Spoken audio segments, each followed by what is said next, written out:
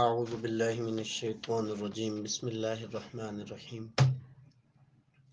اللہم صلی علی سیدنا و مولانا محمد وعلی آل سیدنا و مولانا محمد مبارک وسلم صلاۃ و سلاما علیک یا سیدی یا رسول اللہ وعلی آلک و اصحابک یا سیدی یا حبیب اللہ قال رسول اللہ صلی اللہ علیہ وآلہ وسلم، نبی کریم صلی اللہ علیہ وآلہ وسلم نے ارشاد فرمایا، انما الاعمال بالنیات، اعمال کا دار و مدار نیتوں پر ہے۔ آئیں ہم اس بات کی نیت کرتے ہیں کہ اللہ اور اس کے حبیب کی رضا کے لیے، حصول ثواب کے لیے احادیث مبارکہ پر عمل کرنے کی نیت سے احادیث مبارکہ کو پڑھے سنیں گے، ان پر عمل کر کے دوسروں تک بھی پہنچائیں گے۔ اللہ رب العزت ہمیں عمل کی توفیق سے مالا مال فرمائے۔ اللہ رب العزت ان احادیث کا صدقہ، سرکار علیہ الصلاۃ والسلام کی زبان اقدس سے نکلنے والے کلمات کا صدقہ ہم سب کو بلا حساب و کتاب جنت میں داخلہ عطا فرمائے۔ آج جو ہم حدیث مبارکہ پڑھنے والے ہیں وہ حدیث مقدسہ جو ہے بہت باکمال اور انسان کو کمال درجے تک پہنچا دینے والی حدیث مبارکہ ہے۔ اس حوالے سے امام بخاری علیہ رحمہ نے جس موضوع سے باب باندھا ہے وہ ہے باب حلاوت الایمان، یعنی ایمان کی مٹھاس کے بیان میں یہ باب ہے کہ ایمان کی مٹھاس بندے کو کیسے ملتی ہے، ایمان کی جو لذت بندے کو ملتی ہے وہ کس طرح سے حاصل ہو سکتی ہے، اور بندہ اسلام پر چلتے ہوئے اپنے ہر عمل میں اپنے دل کے اندر ایک لذت محسوس کرتا ہے تو وہ کس طرح سے اس لذت کو محسوس کر سکتا ہے۔ سرکار علیہ الصلاۃ والسلام کا یہ فرمان آج ہم پڑھنے کی کوشش کرتے ہیں۔ انس بن مالک رضی اللہ تعالی عنہ، حضرت انس بن مالک رضی اللہ عنہ سے روایت ہے، عن النبی صلی اللہ علیہ وآلہ وسلم، وہ نبی کریم صلی اللہ علیہ وآلہ وسلم سے روایت کرتے ہیں، قال، صاحب الاولاق صلی اللہ علیہ وآلہ وسلم نے فرمایا، ثلاث من کن فیہ وجد حلاوت الایمان، کہ تین چیزیں ایسی ہیں کہ اگر وہ کسی میں پائی جائیں تو وہ ایمان کی لذت کو پا لے گا اور ایمان کی جو لذت ہے اس کو مل جائے گی۔ آپ اس بات سے اندازہ لگا سکتے ہیں کہ جب ہم نماز پڑھتے ہیں ہمارا خشوع و خضوع نہیں بنتا، ہم کوئی نیک کام کرتے ہیں تو ہمیں وہ لذت، وہ چاشنی، وہ خشوع و خضوع، وہ اخلاص نہیں مل پاتا، اور ہم یہ بار بار کہتے ہیں کہ نماز میں وسوسے آتے ہیں، کوئی اور نیک کام کریں تو اس میں بھی کوئی اتنا زیادہ مزہ نہیں آتا، دل جو ہے وہ اس پر مطمئن نہیں ہوتا۔ تو صاحب الاولاق صلی اللہ علیہ وآلہ وسلم کا یہ فرمان ہماری عبادت کو درست کرنے کے لیے اور ہماری عبادت کو لذت والا بنانے کے لیے بہترین ہے۔ امام احمد بن حنبل لکھتے ہیں خشوع و خضوع کے حوالے سے کہ من صلی صلاۃ بلا خشوع فہو مصل جاف، کہ جس نے بغیر خشوع کے نماز پڑھی وہ خشک نمازی ہے۔ اور آپ لکھتے ہیں امام نووی نے امام احمد بن حنبل کے قول کو اپنی اربعین نووی کے اندر شرح کرتے ہوئے اس کو ذکر کیا ہے، اور لکھتے ہیں کہ من صلی صلاۃ بلا خضوع فہو مصل واف، اور جس نے بغیر خضوع کے نماز پڑھی تو وہ ایسا نمازی ہے جو بے مقصد عبادت کرنے والا ہے۔ اب آپ دیکھیں کہ خشوع و خضوع کتنا ضروری ہے، اور خشوع و خضوع کہتے کسے ہیں؟ خشوع ہوتا ہے آپ کا وضو مکمل ہو، آپ کے جو اعضائے جسم ہے اس میں عاجزی و انکساری ہو، اور پھر بندہ اس طرح کھڑا ہو کہ اللہ رب العزت مجھے دیکھ رہا ہے یا میں اللہ کو دیکھ رہا ہوں۔ تو یہ حدیث مبارکہ بھی پیچھے ہے، گزر چکی ہے۔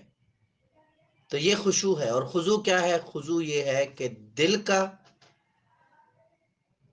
نماز میں مائل ہونا، دل کا مطمئن ہونا۔ تو خشوع و خضوع کے بغیر نماز پڑھی جائے تو وہ خشک نماز ہوتی ہے اور بلا مقصد نماز ہوتی ہے۔ ایسا نہیں ہوتا کہ اس کا ثواب نہیں ملتا، اس کا ثواب ضرور ملتا ہے، لیکن جو ضروری چیز ہوتی ہے وہ یہ ہے کہ لذت انسان نہیں پاتا، اپنی عبادتوں کے اندر لذت نہیں ملتی۔ اور آپ کو ایک بات عرض کروں، ہم تو وہ نہیں ہیں کہ جن کو اللہ نے لذت عطا کی ہے، لیکن صاحب بصیرت، صاحب بصارت لوگوں سے یہ سنا ہے کہ جس کو ایمان کی لذت مل جاتی ہے، جس کو عبادت میں لذت ملنا شروع ہو جاتی ہے، اس کے سامنے پھر دنیا کی ساری لذتیں پھیکی پڑنا شروع ہو جاتی ہیں۔ یہ ایسی کنڈیشن ہوتی ہے، یہ ایک ایسی صورتحال ہوتی ہے کہ جب بندے کے قلب پر وہ جاری ہوتی ہے تو آپ یقین کریں اتنا لذت والا معاملہ ہوتا ہے کہ انسان پھر کہتا ہے کہ میں ہوں اور میرے رب کے ساتھ میری باتیں ہوں، اور اس کے علاوہ پھر مجھے کوئی اور کام نہ ہو، کوئی دنیا داری کی فکر نہ ہو۔ پھر بندہ کہتا ہے جو اعلیٰ حضرت نے کہا کہ کانٹا میرے جگر سے غم روزگار کا، یوں کھینچ لیجئے کہ جگر کو خبر نہ ہو۔ تو پھر بندہ روزگار کی ٹینشنوں سے، روزگار کی فکروں سے، دنیا سے، معاش سے، ہر چیز سے بری ذمہ ہو جاتا ہے۔ اور ہمارے صالحین اور ہمارے اسلاف کی جو کنڈیشن تھی کہ وہ دنیا سے بالکل کٹ آف ہو گئے تھے، تو اس کی وجہ یہ تھی کہ انہوں نے وجدہ حلاوت الایمان، انہوں نے ایمان کی لذتوں کو پا لیا تھا۔ تو حتی الامکان اس حدیث پر عمل کریں تاکہ ہمیں ایمان کی حلاوت جو ہے وہ مل جائے۔ صاحب الاولاق صلی اللہ علیہ وآلہ وسلم نے فرمایا ان یکون اللہ ورسولہ احب الیہ مما سواہما۔ صاحب الاولاق صلی اللہ علیہ وآلہ وسلم نے ارشاد فرمایا کہ اللہ تعالیٰ اور اس کا رسول صلی اللہ علیہ وآلہ وسلم اس کے نزدیک سب سے زیادہ محبوب بن جائے۔ جب بندے کے دل میں، بندے کے عقل و شعور میں، بندے کے جسم پر، بندے کے اعضاء پر یہ بات بندہ اپنے اوپر اپلائی کر لیتا ہے کہ اللہ اور اس کا رسول ہر چیز سے بڑھ کر اس کے لیے ہو جائے، تو بندہ ایمان کی حلاوت پاتا ہے۔ اچھا، اب یہ ایک جملہ دیکھیں، اس میں کتنی فصاحت و بلاغت ہے۔ سب سے بڑھ کر اللہ اور اس کا رسول ہے۔ بندہ جھوٹ بولنے کی کوشش کرتا ہے، جب بندہ جھوٹ بولنے کی طرف آئے اور کیا ہے اللہ اور اس کے رسول کی طرف اس کی محبت ہو تو وہ رک جاتا ہے۔ یہی تو حقیقتاً حلاوت ایمان ہے۔ بندہ کسی کو گالم گلوچ کرتا ہے لیکن اللہ اور اس کا رسول سب سے زیادہ عزیز ہے، وہ رک جاتا ہے۔ یہی تو حلاوت ایمان ہے۔ بندہ کسی کے مال پر قبضہ کرنا چاہتا ہے، کسی کی غیبت کرنا چاہتا ہے، کسی پر الزام تراشیاں کرنا چاہتا ہے، لیکن پھر کیا ہوتا ہے کہ اس کو اللہ اور اس کا حبیب زیادہ عزیز ہے تو پھر وہ رک جاتا ہے۔ یہ حلاوت ایمان ہے۔ اس کی نماز رہتی ہے، وہ نماز کا جب وقت آتا ہے تو وہ نماز کی طرف چلا جاتا ہے۔ اس کو ڈر ہوتا ہے کہ کیونکہ اللہ اور اس کا حبیب مجھے عزیز ہے تو میں یہ چھوڑوں گا تو اللہ اور اس کا حبیب مجھے عزیز نہیں رہے گا، تو اس کا مطلب یہ ہوا کہ اس نے حلاوت ایمان کو پا لیا۔ اللہ ہم سب کو حلاوت ایمان کی دولت سے مالا مال فرمائے۔ پہلی چیز کیا ہے جو سرکار علیہ الصلوۃ والسلام نے ارشاد فرمائی، وہ ہے حلاوت ایمان پانے کے لیے اللہ اور اس کے رسول کو ہر چیز سے زیادہ عزیز جاننا۔ پھر دوسری چیز کیا ہے؟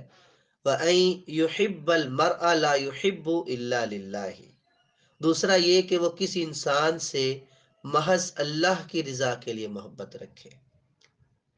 الحب للہ والبغض للہ، محبت بھی اللہ کے لیے اور دشمنی بھی اللہ رب العزت کے لیے۔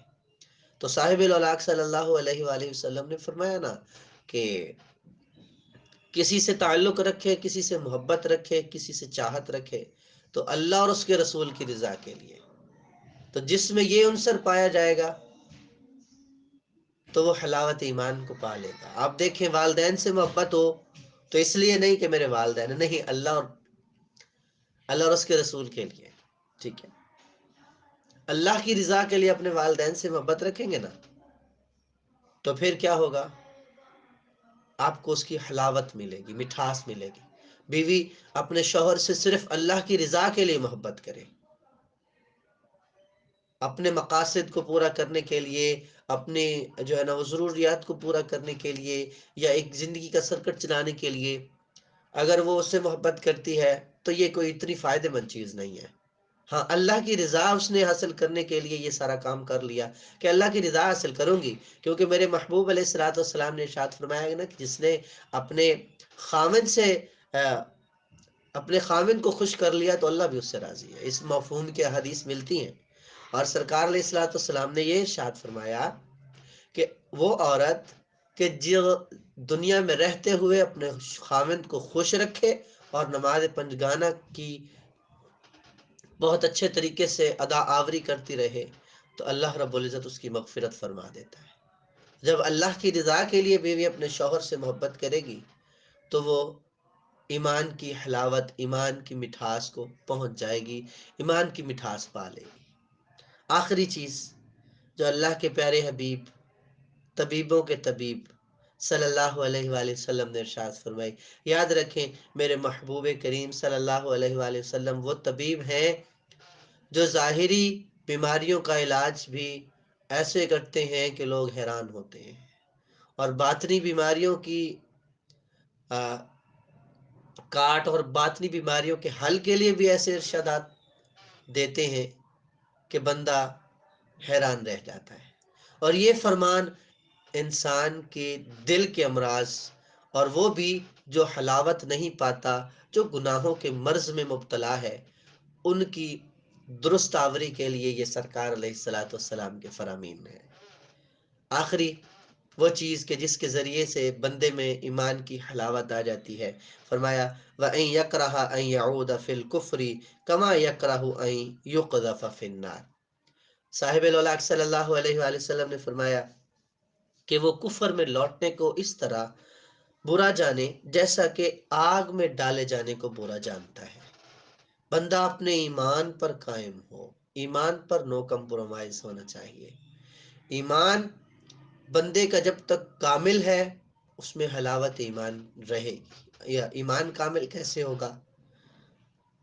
جب بھی سرکار علیہ الصلوۃ والسلام کی شان کے برعکس کوئی بات کرتا ہے، اب اس سے قطع تعلق ہو جائے، اسے بات ہی نہ کریں۔ الحب للہ والبغض للہ تو ہے ہی، تو آپ اس سے بات ہی نہ کریں۔ حلاوت ایمان ہے، یہ ناپسند کرنا ہے۔ بد مذہبوں سے دور رہیں، برے عقیدے والے لوگوں سے دور رہیں، ان سے بات ہی نہ کریں، حتی الامکان کوشش کریں ان سے بچنے کے لیے، کیونکہ ان کی صحبت بندے کو گندا بنا دیتی ہے۔ اور اعلیٰ حضرت نے فتاوی رضویہ کے اندر لکھا ہے کہ بد مذہب کی اذان سننے سے بھی بچنا چاہیے، کہ اگر بندہ اس کی اذان سن کر اس سے جناب متاثر ہو کے اس کی طرف مائل ہو جائے اور اس کی عقائد اپنا لے تو یہ پھر ایک برا خاتمہ ہے۔ تو بد مذہب کی اذان سننے کے حوالے سے بھی ہمارے ائمہ نے یہ ہمیں بتایا ہے۔ تو یہ کفر کی طرف لوٹنا ہے، یعنی جب بندے میں بد مذہبی آ گئی اور ایسا عقیدہ بندے کے اندر آ گیا جو بندے کو کفر کی طرف لے جائے تو پھر ایمان کہاں رہ گیا؟